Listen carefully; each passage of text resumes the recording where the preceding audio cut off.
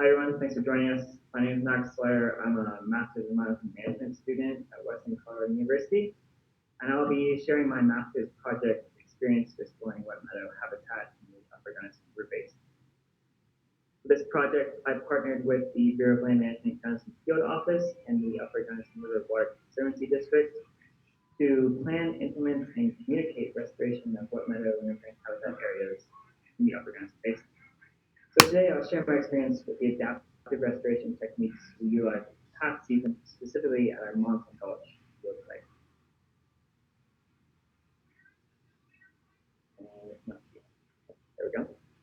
So the riverine habitat which we sought to protect through this project is critical brood-rearing habitat for the federally threatened Gunnison sage-grouse right here.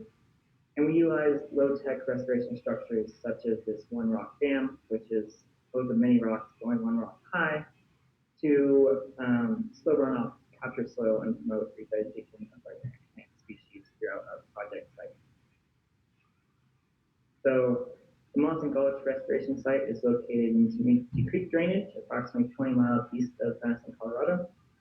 The Monson Creek is a tributary of Community Creek, which drains the Gunnison River, which you find out joins Colorado River here in Grand Junction. The location of the Monson Gulch site contributes to the goal of the overarching Upper Gunnison Basin Meadow and Restoration Project by promoting ecological and social resiliency throughout the headwaters of both the Gunnison and Colorado River Basin.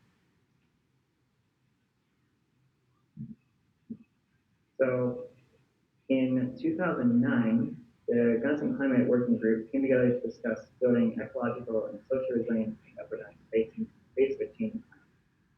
In 2011, the Nature Conservancy picked the Gunnison Valley as a location to try out a collaborative, multi-purpose landscape scale ecosystem restoration project. And in 2012, the Meadow and Riparian Restoration Project began with the goal of improving our riparian habitat to create historic land use by increasing water retention and boosting our riparian vegetation density. Bill Zedike, the innovator of induced meandering, co-authored the book Let the Water Do the Work, and longtime practitioner of river, wetland, and restoration, was brought on the project early to help land practitioners in our basin develop strategies for our restoration project. A key aspect of the restoration that Bill introduced was tailoring the restoration approach to the local ecosystem and specifically to the restoration site in particular at each specific site. The ability to read the landscape is an extremely important aspect of the restoration work that we did this summer, because we've discovered that there's not a single restoration approach that works in all the sites throughout our basin. So since 2012, we've implemented Bill's low-tech restoration approach by utilizing site characteristics combined with a variety of materials and construction techniques to build what we call V-like structures. These small-scale, low-tech restoration structures are easily built and therefore don't pose a large financial risk should they fail at capturing sediment and supporting revegetation, which makes them really great candidates for the experimental work that I developed this past season in Monson Gulch. So,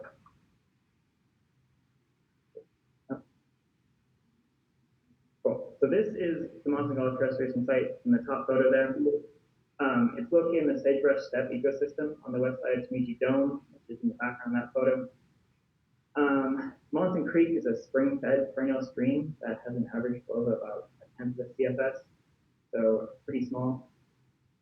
Due to historic impacts to the meadow system at Monson Creek and Monson Gulch, the stream now flows through the meadow system as an incised channel on one side of the valley bottom, as opposed to a steep flow dispersed across the valley bottom. Additionally, we have very fine soil particles at the site, which is an additional challenge for our restoration because it's easily transported downstream out of the system. So in 2019, the Meadow and Riparian Restoration Project built 51 classic V-dike rock restoration structures in the meadow with the goal of spreading the water from the incised channel back across the valley bottom, and then to begin the process of recapturing that fine soil and building the soils back up. In 2020, though, we came back and assessed these structures and found that about 6% of them weren't working for various reasons, mostly due to the fine soil particle size. So in 2021, we assessed the 2019 structures for a second time and found that in some cases the rock structures were actually increasing erosion because they were increasing the velocity of the water. So to address this, we developed methods to rework or expand some of these structures, and then plan some new structures to help spread the water laterally across the valley bottom and further slow the velocity of the water to promote dropping out of the soil sediments. So for this, we prescribed beaver dam analogs, wicker weirs, sealed one rock dams, and sod seals for some of our existing structures, and then in addition to the new structures we are being built.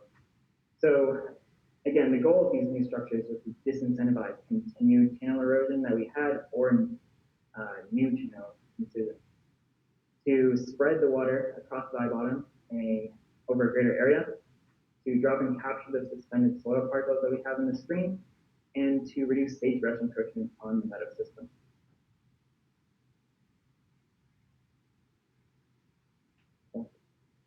So I think I went too far on that. There we go. Nope. That's the slide I want right there. What we prescribed during our field assessments was all well and good until we got out there and started doing our restoration work. That's when the adaptive component really began to factor into the work we were doing. Because, as I mentioned, it's really important to read the landscape as you're working, and that doesn't stop after your site survey is complete. So the moment we started building our first structure, we started changing flow patterns, which meant we had to reread the landscape and see how those patterns were adapting to our structures, and then adapt our structures to meet those flow patterns.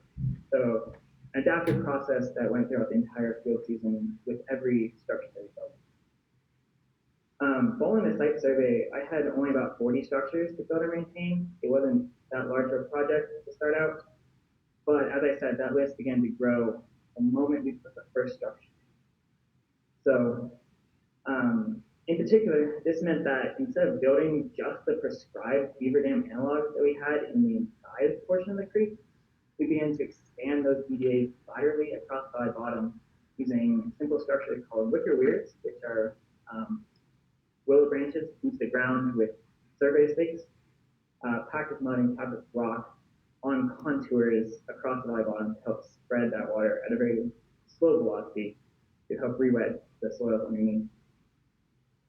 So this created hybrid structures, and these new hybrid structures allowed us to much easily control the spread of the water and the velocity of the water.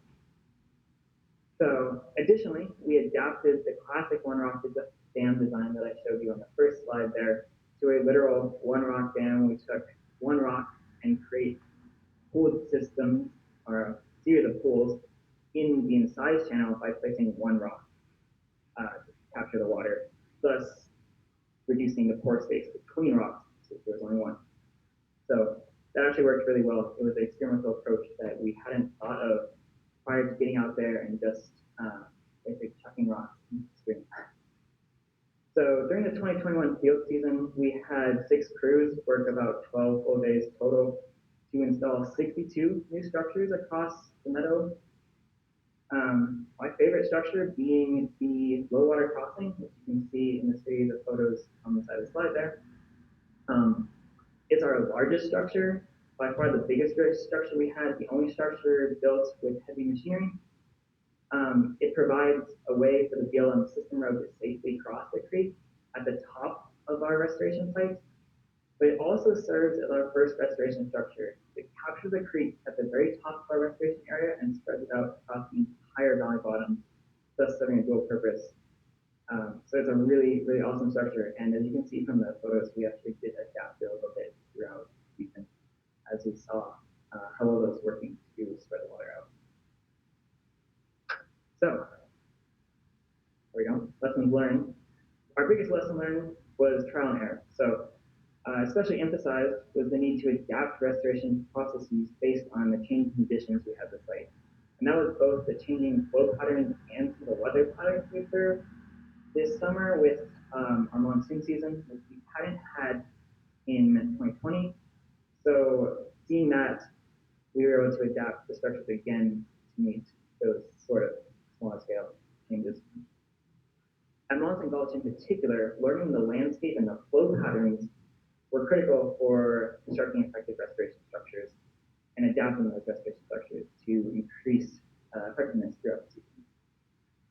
So we actually revisited the photo in the bottom corner, and you can't see it because I'm blocking a little bit. We came back to that specific structure 4 times to adapt our design to better retain the water, better spread the water, and better drop out the soil sediment. So you can see the water in that picture is pretty cloudy because we're currently working in it, but even a couple days later, when that water was just sitting there, all that sediment dropped out and was captured, thus rebuilding that. And the inside channel there was fairly deep, upwards of 3 to 4 feet in some places. So if we can continue to capture soil in these hybrid structures, we can continue to build the soil and get our meadow reestablished and tied back across the entire valley wall. So,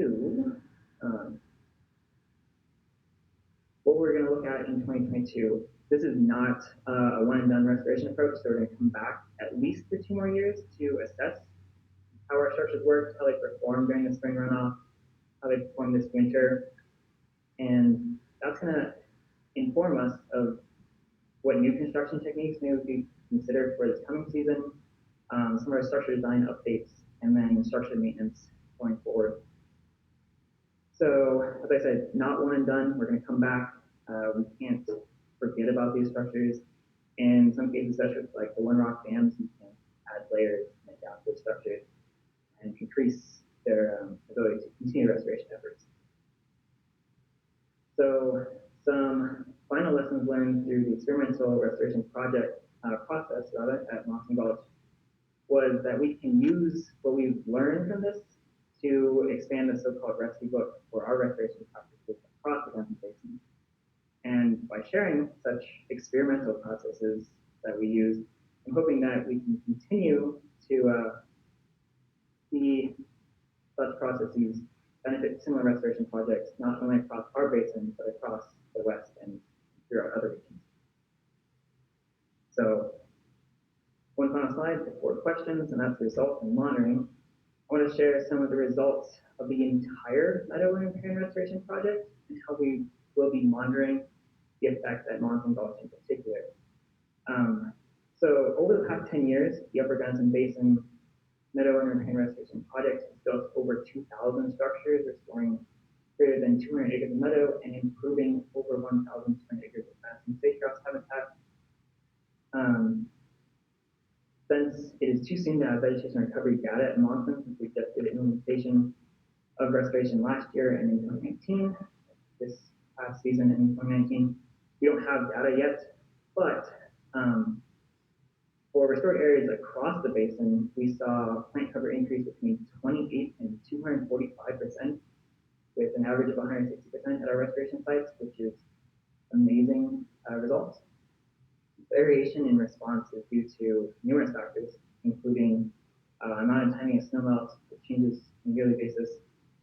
Monsoonal events, again, changes on a yearly basis. Sediment loads per system, stock development, and then the degree of pre-restoration habitat degradation is critically important to how well they'll bounce back. So at Monson Gulch, we saw riparian vegetation dead sagebrush expansion following restoration in 2019, and then we saw wooded area expansion following restoration both in 2021. So that was great to see. In the top photo, you can see our goal is to re-wet the entire valley bottom and entire meadow area, not just strips of vegetation along the incised channels that we have. As for continued monitoring at Monson Gulch, we have 9 vegetation transects and 54 photo points that are monitored annually by the Colorado Mountain Heritage Program. So that's great for vegetation data. We have 20 control and 12 treatment soil moisture sensors monitored by Western Colorado University Master's of Science in Ecology students. It's monitored at 2 depths in the ground, at a shallow depth and a little bit deeper depth. And then it's pictured there in the that photo. And then we have a tipping bucket monitored by the BLM for precipitation data, which is their photo on the far side of the slide. And then finally, not pictured, but we have 3 wildlife cameras monitored by Parks and Wildlife, so we can see both what kind of species we have coming through and also livestock impacts. So I hope that the data that we gather in Mountain Gulch over the next couple of years will be useful for promoting innovative restoration work throughout not only the Junction Basin, but as I said, across the West and throughout other regions as well. However, we have to remember that we're still looking to continue to develop our innovative restoration approaches, and it's not simply to restore our critical habitats back to their former states, but rather to restore these habitats in a resilient manner to be more resilient to future change. So that's something that's very important in our work. And now I'll take any questions.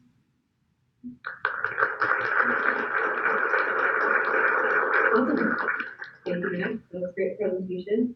I can sneak in a question for other people. I'm curious, so you kind of have an adaptive strategy of like putting in a structure and kind of see what happens, putting another one. What kind of long-term management do you see? Like, do you have to go back every year for 5 years, or do you expect them to like take hold and be appropriate after maybe 2 or 3? Yeah, that's a great question. So as I mentioned, we're definitely going back this year and then the following year to look at the structures we built, because this is the first time we've built these hybrid structures that we haven't used before. So we really have to see how effective they are going to be.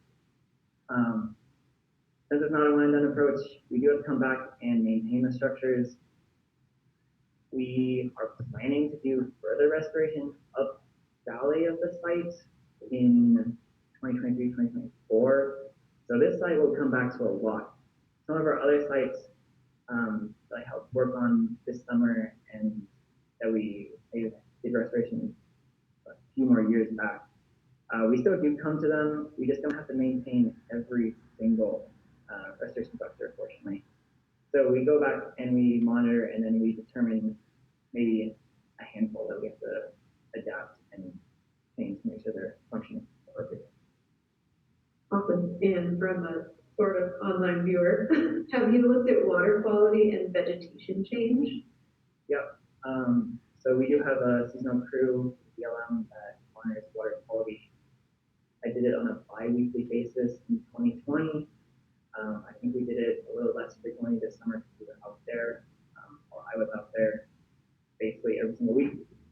So we do have like dissolved oxygen, filtration, whatnot that we go in and monitor for. We don't have any permanent monitoring structures just because we haven't been able to install them, unfortunately, based on the site characteristics that we have available and grazing, whatnot.